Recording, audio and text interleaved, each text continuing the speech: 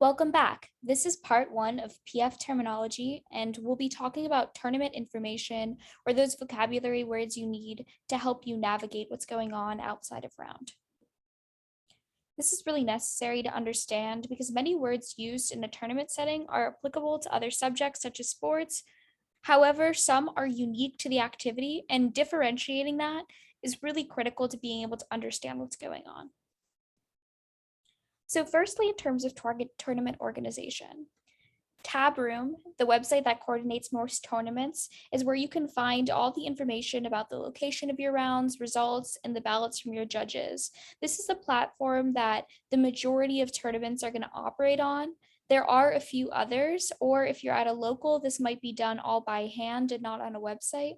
Regardless, this is a really good resource to know about and feel comfortable using before your rounds start. Tab, which can a lot of the times be confused with tab room, is the place in which the tournament runs from. This is usually the physical location on site, or if you're in a virtual setting, this could be the designated Zoom room where the people who are coordinating what's going on sit. And you should go here if you have problems or questions about what's going on.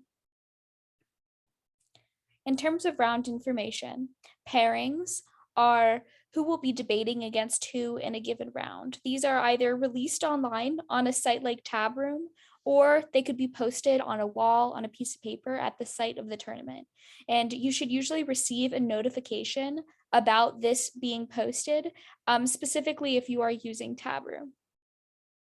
However, I wouldn't rely on these notifications to predict when your round is going to be because sometimes they can be inaccurate. So always be checking back to make sure nothing's posted or talk with your competitors to see if anyone's heard any news. A record is how many rounds a team has won or lost. This will oftentimes determine who you're going to debate in an upcoming round if you're going to move on. And records are sometimes posted during the tournament on Tab Room, especially if the judges are disclosing. But if not, you'll usually get these after either the tournament is ended or other rounds have advanced. So now let's dive into the types of rounds. The first type is a preliminary round. And these are rounds that occur prior to break rounds, which I'll get into shortly. And everybody is guaranteed to debate all of the preliminary rounds. Some smaller tournaments, like locals, for example, might only have preliminary rounds, which means that you might debate, let's say, 5 rounds, and then the tournament is over and awards are given to people based on your record or based on speaking points. But at other tournaments, this is just the base level of what everybody will be debating and will determine the future of teams in that given tournament. Bubble rounds are also preliminary rounds, but they basically are the last preliminary round usually and will determine who will break and who will not. So, for example, if you need a record of 4-2 to break, and the team that you're debating against in the final round is 3-2, and you're 3-2 as well, and whoever wins the round is the one who's going to progress, that would be considered a bubble round. Now, I know I've been saying break rounds a lot, so here's the definition for that. A break round essentially is a sudden death round that leads all the way up to finals. So after you've had your preliminary rounds, which typically tournaments will have 5 to 7 preliminary rounds, you'll then have break rounds of those individuals who have high records and they debate in usually starting in either double octas, sometimes triple octas or octas, all the way up to the final round. To break is to move on in the tournament and advance to those sudden death rounds. So, for example, if you win a bubble round, then you most likely break at the tournament. Or if you have a record that's high enough to progress you forward, that's what we would call breaking. Flights are different start times for the same round. So, for example, round one might have a ton of competitors in it, and people, there might not be enough judges on site to run every single round at the same time. So, start times of the rounds will be staggered, which usually allows for more judges to watch more rounds in a given period for that round. And this can allow for tournaments to be able to function on lower capacity. In terms of judges, judge paradigms are the judges' preferences in the round and what they would like to see happen.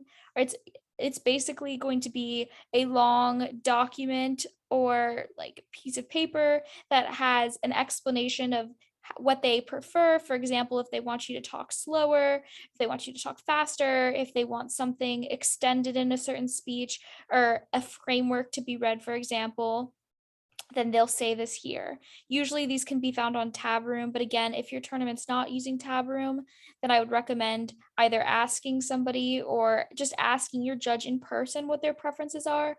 But usually judges who judge your tournaments that aren't located on Tab Room still will have a paradigm there, so I'd always recommend checking. The ballot is the place in which the judges write down their decisions and leave comments for the debaters. A lot of times people will use this word in the round to try to signify to the judge where they want them to vote. So, for example, I could say, Judge, sign your ballot on this argument on cybersecurity, which we're winning.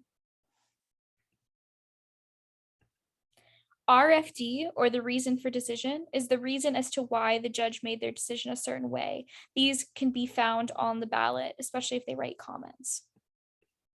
Speaker points are points given to each individual in the round based on their performance. They usually range from 25 to 30, with 30 being the best, but usually judges don't sink below 25 points. Speaker points are really important because you can win awards for having high speaker points at tournaments, and they can also determine what place you finish in, especially at those tournaments that don't have break rounds. In conclusion, understanding terminology is critical to navigating a tournament, but don't ever hesitate to ask if you're confused, as we all are more than willing to help you out. Thank you for watching.